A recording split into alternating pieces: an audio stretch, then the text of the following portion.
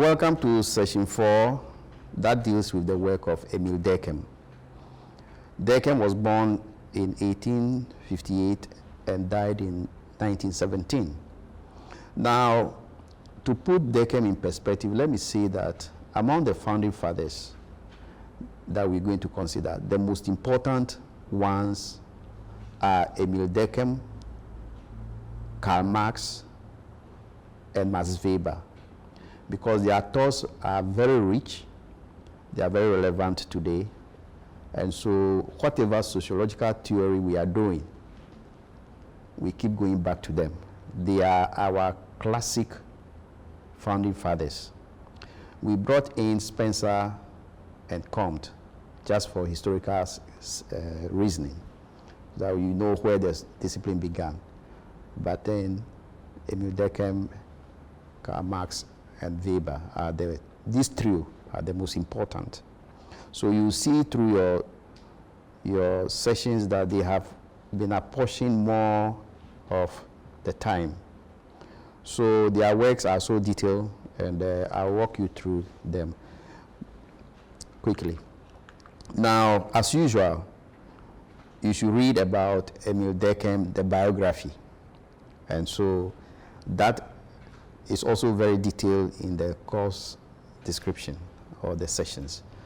So we'll go to his major works. Now, Durkheim, as I said, is one of the profound fathers of sociology. He wrote many books, which are even today classic books that we keep reading. His books are Division of Labor in Society. That was his doctoral thesis. The Rules of Sociological Method. That's about the rules or the method sociologists should follow when they are doing sociology. Then he wrote a book, Suicide. And then another important book is The Elementary Forms of Religious Life. These books are so voluminous, I'll just touch on them briefly so that I leave you to discover more of the issues that he raised. So let me say that, like Comte, Durkheim was a positivist, that he also believed that the scientific methods that were existing in biology, physics, and chemistry could be used in the study of society. And actually, he demonstrated that principle, that idea, when he wrote his book, Suicide. So we'll come back to Suicide later on. Now, Durkheim and Comte were coming from France, whereas Spencer was coming from Britain. And remember, Britain, France, Germany, these were the epicenter of the transformation we talked earlier about. So here is another Frenchman, but he is coming after Comte. So he is also the first professor of sociology in France, and he developed a sociology department, the first sociology department in France. So he had time, unlike Comte, he had a teaching position, so he wrote a lot of books and established sociology in France.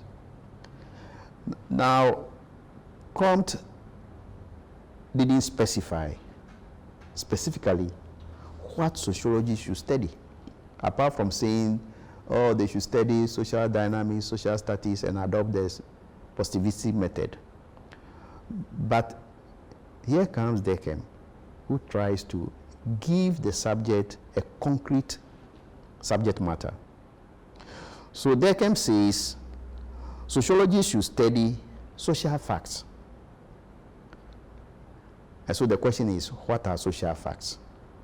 Social facts, according to Durkheim, are those things that exist in society that are external to us, the individuals, but they coerce us, they compel us to behave in specific ways. Now, what Durkheim is trying to say is that society as a whole has pressure on us. Society has overwhelming presence, even though we don't see it like table, chair, and others. Society has some external quality. We don't see it. It exists, what he calls, it exists sui generis. It exists in its own right. There's nothing you can do about it. And that society itself is a social fact. It contains social facts, and those social facts are capable of coercing us and then directing our behavior. So for him, the subject matter must be the study of social facts. Now, in the real world, or in the practical way, social facts must be identified by all of us sociologists. So, have you ever felt in life that you can't be free to do certain things because of the presence of others, or what we call societal pressure? Society is like calling the shots.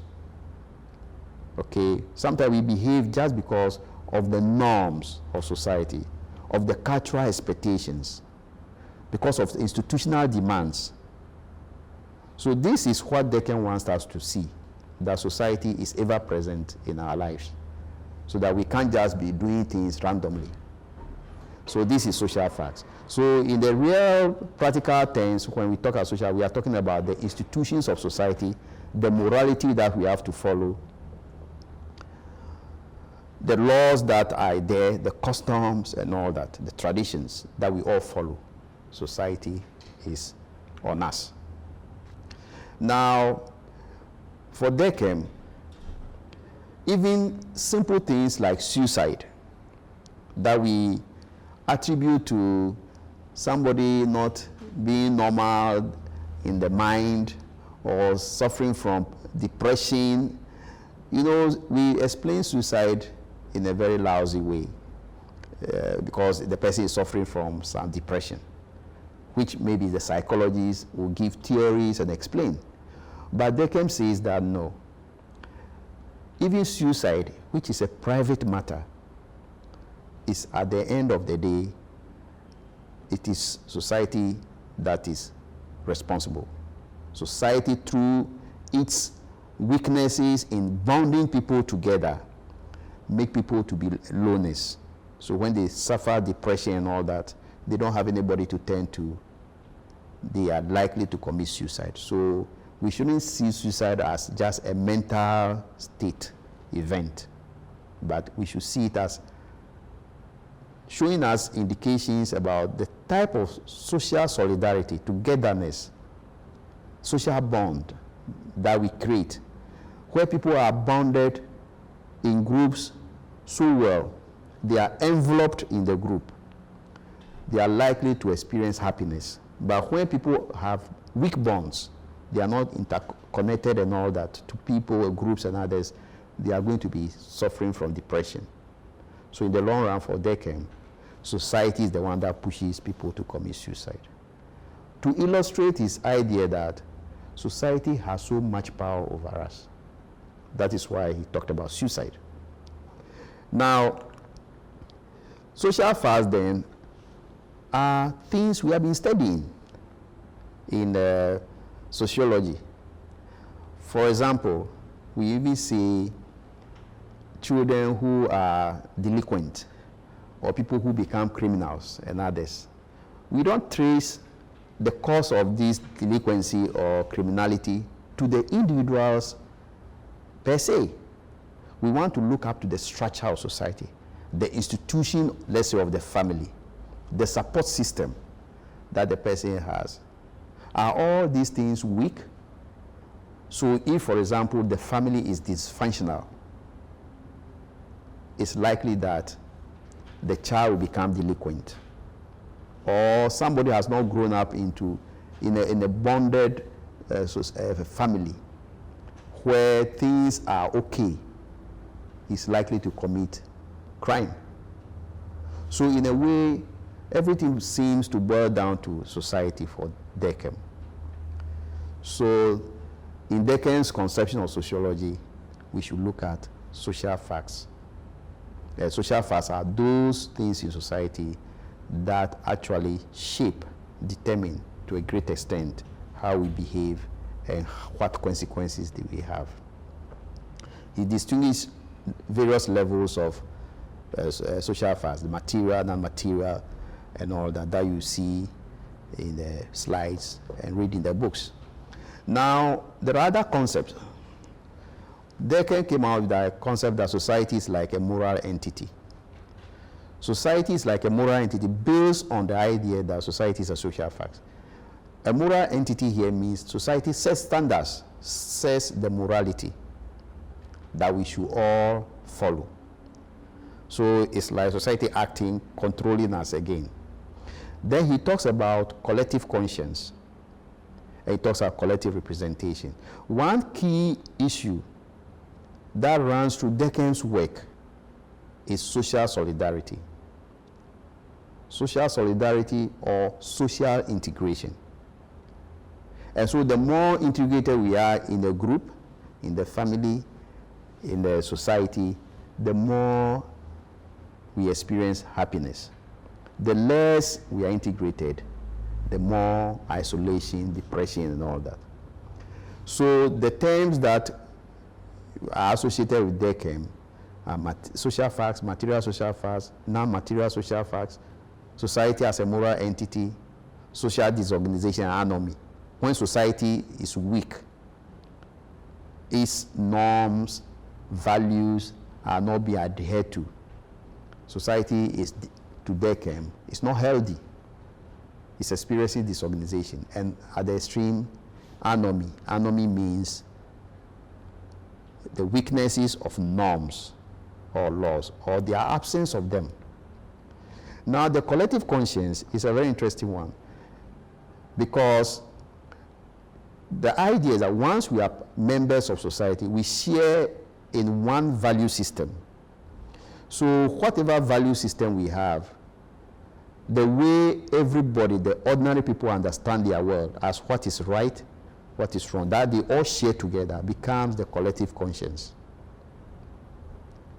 So the collective conscience, you know, we can talk about individual conscience, where sometimes you do something bad and you feel you are guilty and all that. No, that's not what he's talking about. He doesn't focus on individual level. He talks about the societal level. So collective conscience expresses what we all cherish as right and what we condemn as wrong. Now, the collective representation are those things that represent our collective conscience, those things we see in society. For example, if you are in a group like old student union, so you are a collectivity, but you have something we call collective representation. That is those symbols that signify your group. So for example, we say we are Ghanaians. Okay, we have more or less the same culture. We know what is standard in Ghanaian society, which everybody should uphold, how we should behave towards each other. That's the collective conscience of Ghanaians. But then, what about the collective representation? The collective representation is those things that symbolize our unity, our solidarity. So for example, the national flag is a representation of Ghanaians. So that is collective representation. So wherever you go, if you go to Nigeria and then let's say somebody has the Ghanaian flag in his car, you just connect immediately that, oh, this is a Ghanaian. You see the Nigerians come, they have Nigerian flags in their cars. So anybody who is a Nigerian can easily say that, because that is their collective representation. So another important concept is social currents and collective effervescences. Now these are very interesting. Social currents, I think let's borrow from geography. When the rain falls and the rivers become full, flooded, we can say if you enter the river, the currents can carry you away. Okay, you can get drowned. Now that image is what we want to put on society. Collective currents are those currents that are generated when people gather in groups in crowds, and something is going on. You know, when we are individuals walking around, there are certain things we cannot do. But so long as we come into groups, we begin to behave some other way. We are carried away by the enthusiasm of the group. So crowd behavior, festive occasions. You know, if you have ever participated in your local festival, what do you feel? Or you go to church, there is activity, and then you realize that at a certain point in your activities, there are certain moments of enthusiasm that we begin to do things outside ourselves. This is what Deckem is referring to as social currents. So the activity creates some magical atmosphere that we are all carried away and behave in some ways. So this is what it refers to as the collective effervescences. For example, we hear about Kuru festivals. And we hear that they do all kinds of things there. People go naked and all that. You see, sometimes we don't understand it. It is because the festivity has created some magical atmosphere that people go wild, as we say in Ghana. They go wild and do crazy things. This is the social currents. And then actually that is the currents being generated by the collectivity, the group activity, the festive mood. And so there's this collective effervescence that we are carried away. So another way to express this is, you know, sometimes we go to church, and then what we normally say in Ghana, Kofi and Nama, contribution based on the weekdays that we are born. Then, you know, what pastors normally do is to create what? Some currents, some magical religious atmosphere which gets everybody enthusiastic about the activity. So that you see, sometimes you just sit there and you realize the day you were born is losing. So you just say, no, I vote more money, you see, or you pledge more money just because you want your group to win. So pastors do that. They generate those kind of atmosphere. But you know, when you go home, when these currents subside, probably you'll be thinking, I've given too much money. You see, that is why sometimes when they are making those, they are creating those events, people pledge money. At the moment, on those days, they pledge a lot of money. But when everything subsides, they start chasing them for the money. There's always a problem to collect the money from them.